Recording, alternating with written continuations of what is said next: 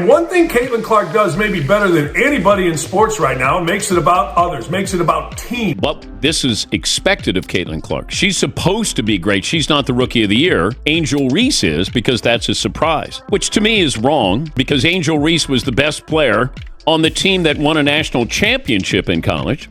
It's not like she came out of nowhere. And she's been a really consistent player. Caitlin Clark enters every single game with a target on her back. Opponents are laser-focused on stopping her, building game plans around limiting her effectiveness.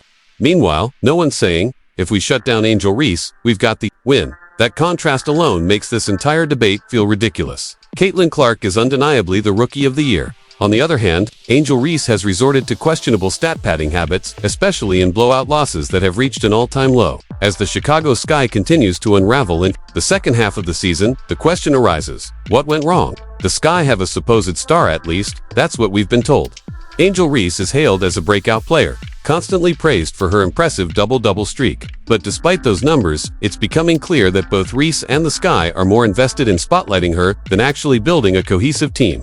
Just look at their recent game promoted as Barbie Night with towel giveaways and yet all the attention still revolved around Angel Reese. From the moment she walked into the arena in another flashy look Cat Me outfit, it was obvious, it's always about her. In contrast, when you see Caitlin Clark, the energy shifts, it's about the team. It's we, not me. That game against the Indiana Fever perfectly exposed this dynamic. Despite the Fever dominating and building a huge lead, Angel Reese remained on the court, pushing hard not to win, but to preserve her streak. With the Fever starters resting on the bench, Reese went full throttle against the reserves, determined to hit those double-double numbers. She ended with 10 points and 11 rebounds, but under circumstances that sparked widespread criticism. Many fans and analysts saw it for what it was, stat padding at its worst. Meanwhile, the WNBA is experiencing unprecedented growth, thanks largely to Caitlin Clark and the Indiana Fever. The Fever's recent matchup with the Seattle Storm drew an incredible 2.2 million viewers. In fact, of the 18 WNBA games this season that averaged over 1 million viewers, Clark was featured in 16 of them. That's not coincidence, that's star power. Clark's presence is driving engagement and elevating the league. What makes Clark so magnetic isn't just her talent, it's her humility. One of her most admirable qualities is how she constantly uplifts her teammates. When was the last time you heard her boast about her own records or accomplishments? Never. She's always shifting praise, always putting her team first. That mindset has helped the Fever grow into a real threat. Clark could easily act like a diva. She is the face of the league right now, but she doesn't. Instead, she brings everyone else along with her. On the flip side, the praise for Angel Reese's double-doubles reached new levels of absurdity when even Dwan Wade chimed in, applauding her for racking up stats during garbage time. Many fans were stunned. To them, Wade's comments felt like an endorsement of selfish play. It wasn't just about Reese padding stats, it was about how that behavior undermines fair play and sportsmanship. The backlash was swift. People began questioning how legitimate Reese's entire double-double streak really is. It's becoming painfully obvious Angel Reese's entire brand strategy has been to tie herself to Caitlin Clark. But rather than benefiting from the association, it's backfiring. Instead of being celebrated, she's facing pushback, and rightfully so. Caitlin Clark put on a show with a dominant 31-12 assist performance that led the Fever to a decisive win. That should have been the headline.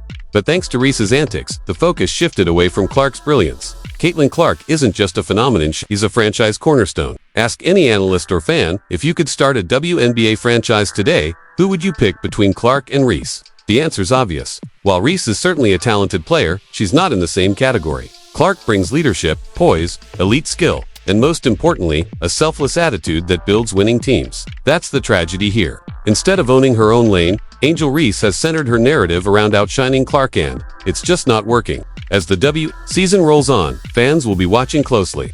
Will Reese continue to chase empty stats in blowout losses, or will she learn to accept defeat, focus on development, and prioritize her team's success?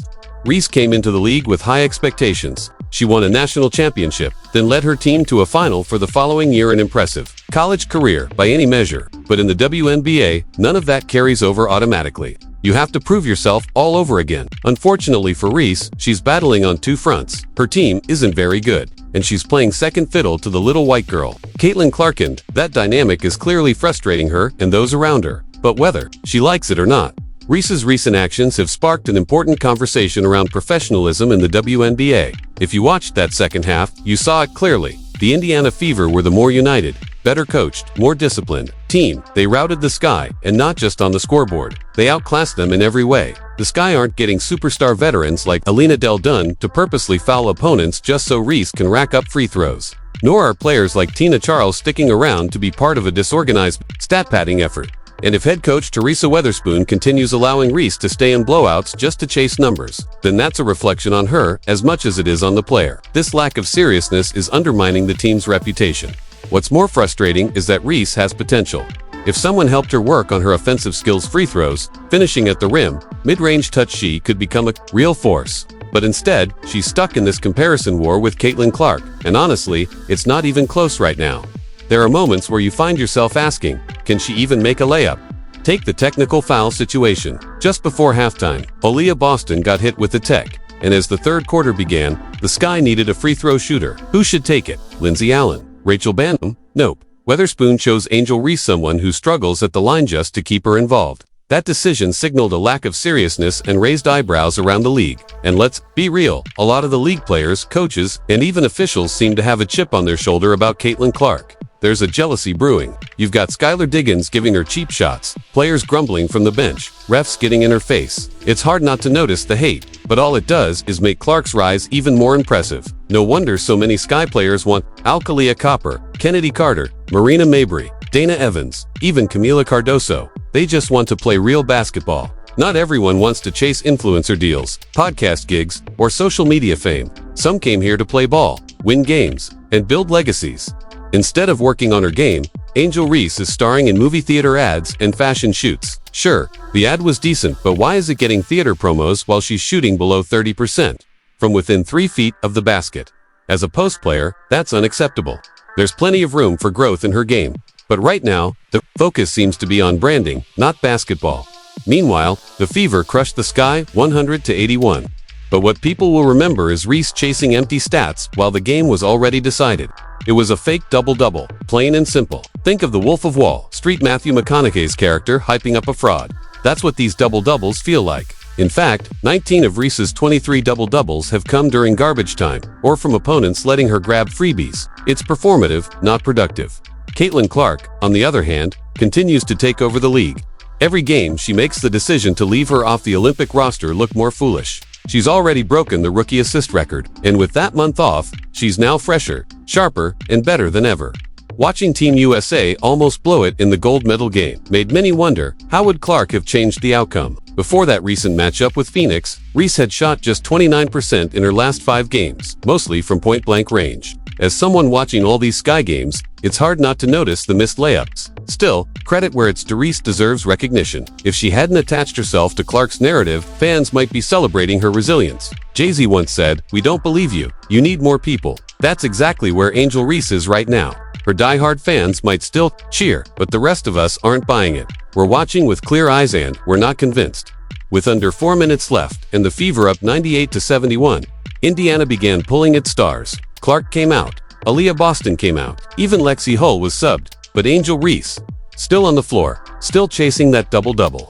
At 3:23, then 2:41, then finally 42 seconds, she drew a foul, hit some free throws, and got the stat. She wanted her 23rd double-double, and ESPN celebrated it like it was historic. But watching it live, it didn't feel triumphant. It felt hollow, like a team bending over backwards to protect one player's narrative, even if it hurt everyone else. Rachel Banham said it best. Post-game, if getting blown out like this doesn't make you want to improve, then you've got to do some soul-searching. It was Barbie night, but in reality, it was Caitlin Clark night. In enemy territory, she got a standing ovation.